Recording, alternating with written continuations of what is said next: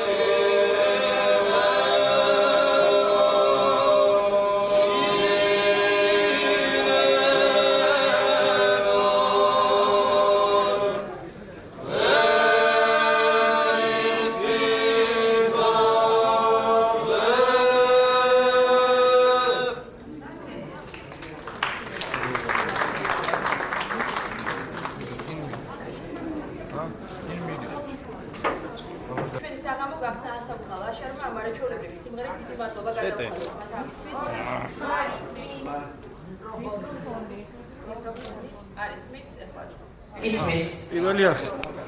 მოგესალმებით. დიდი მადლობა მოგზაურობისთვის. დღევანდელი ჩვენი საღამო გახსნა ანსამბლმა ლაშარმა არაჩვეულებრივი სიმღერით. ჟურნალისტთა საერთაშორისო ფონდმა უკვე მე-11-ჯერ თავი მოუყარა თავის რჩეულებს.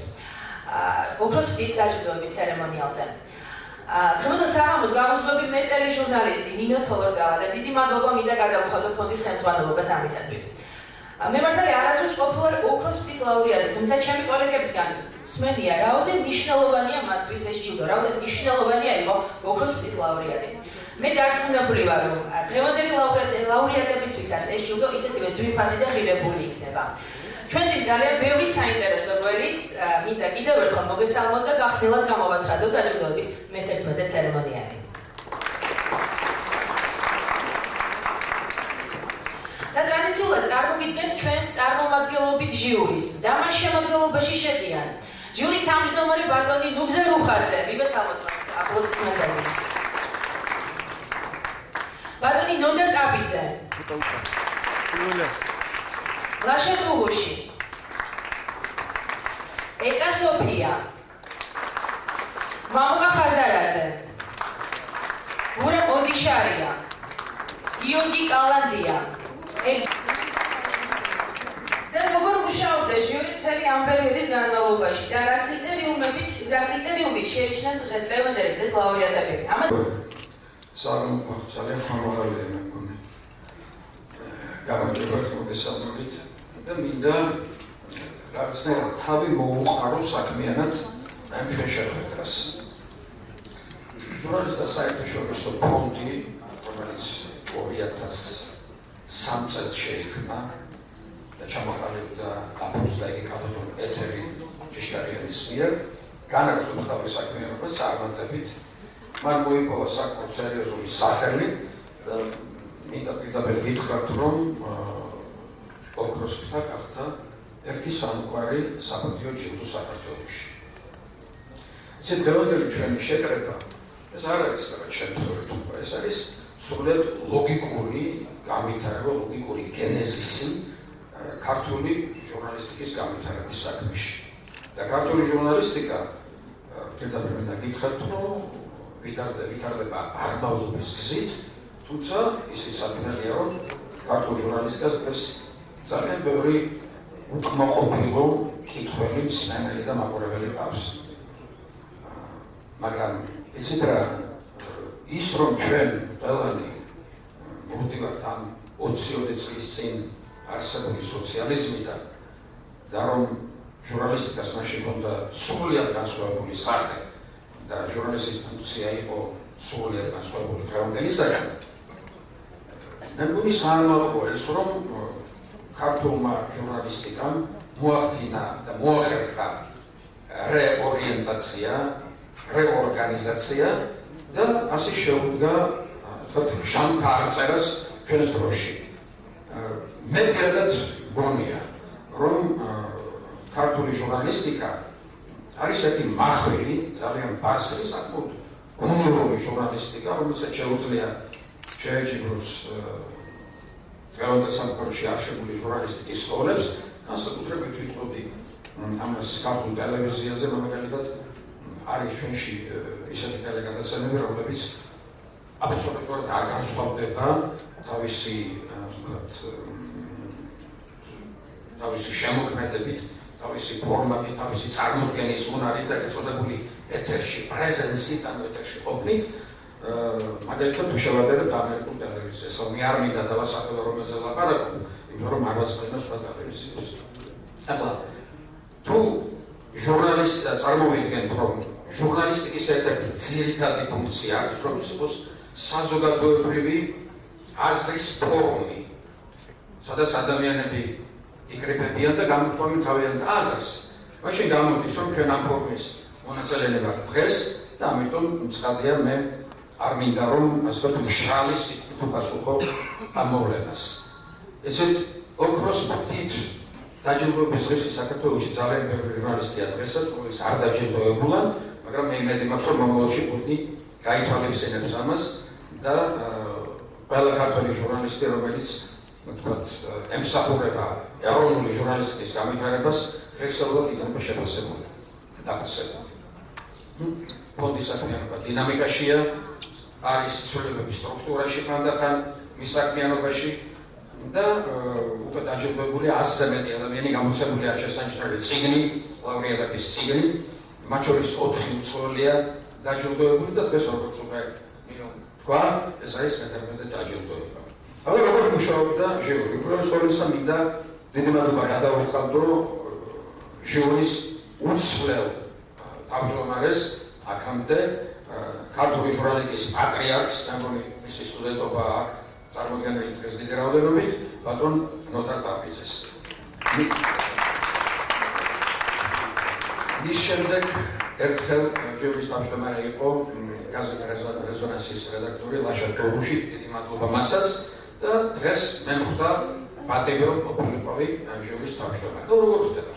ჟურის წევრები იკრიბებიან, არჩევენ ამ კანდიდატურებს წლის განმავლობაში დაჯილდოებიდან დაჯილდოებამდე მიდის ინტენსიური თავგადასავალი მსჯელობა ამაზე, იმიტომ რომ განცდა ძალიან მწვავეა, იმიტომ რომ არ შეგეშალოს, არ გამოგეპაროს, არ დაჯილდოდეს ის, ვინც პრინციპში საზოგადოების თვალში არ იმსახურებს ამ ჯილდოს, ასე რომ ამაზე ხდება ინტენსიური მუშაობა. გარდა ამისა, ხდება საზოგადოებრივი აზრის გამოკითხვა და ბოლოს ხდება თქვენთვის წარდგენა ამ შედეგების. ახლა ისე დაიწყო, გულწრფელად მინდა გითხრათ, რომ ზოგ შეიძლება მოეჩვენოს, რომ რატომ არის ეს დაჯილდოებული და მე რატომ არ ვარ დაჯილდოებული.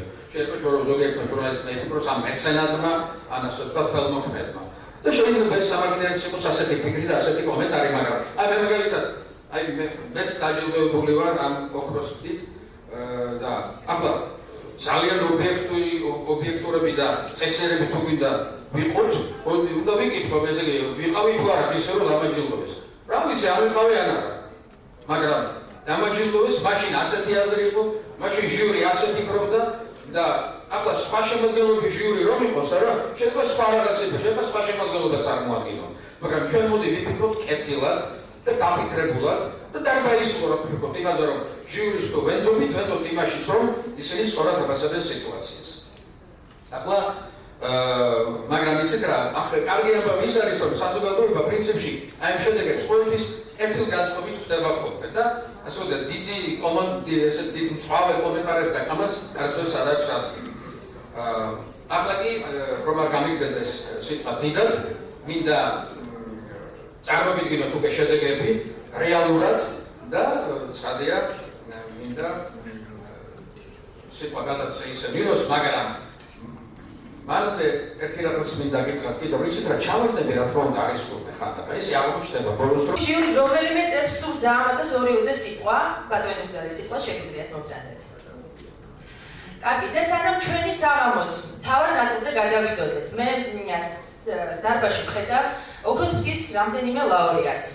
თუ თქვენ გსურთ თქვათ ორიოდე სიტყვა თუ რას ნიშნავს თქვენთვის იყო ოქროსის ლაურეატი, თუ როგორი ემოცია იყო, როდესაც თქვენ გახდით ამ ჯილდოს მფლობელი, შეგიძლიათ მოგზავნეთ და წარმოთქვათ ორიოდე სიტყვა.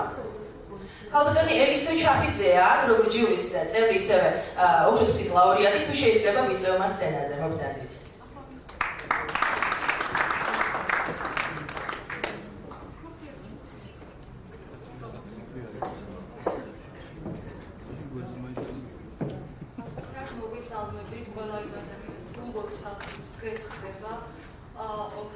ნომინანტი მე 4 წლის წინ განმოწესეს ეს ჯილდო, ჩემთვის იყო ძალიან საპატიო, დაწინებული ვარ ეს თქვენთვისაც ძალიან საპატიო იქნება.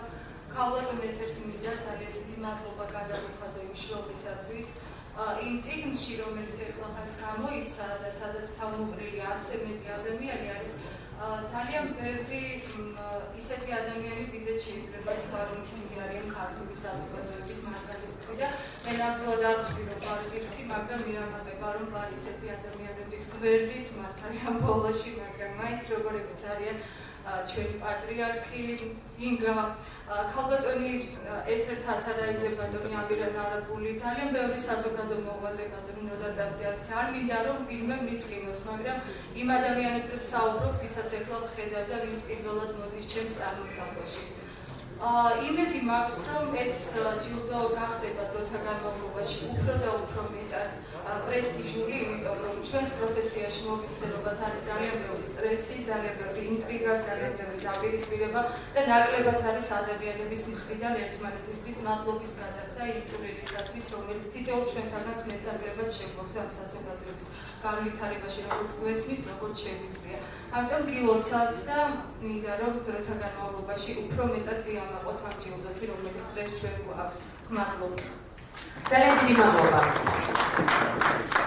ახლა კი გაგაცნობთ იმ ნომინაციებს, რომლის მიხედვითაც ჟიურიმ წლევანდელი წლის ლაურეატები დაასახელა და ესენია: წლის საუკეთესო ინოვაციური მედია პროექტი, წლის საუკეთესო ტელეშოუ, წლის საუკეთესო საინფორმაციო სამსახური, წლის გამორჩეული ფოლკლორისტები, წლის გამორჩეული საინფორმაციო სააგენტო, წლის გამორჩეული წამყვანი, წლის წარმატებული ჟურნალისტი, წლის გამორჩეული ბიზნესმენი, წლის გამორჩეული მედია ჯგუფი და ამაგდარი ჟურნალისტი.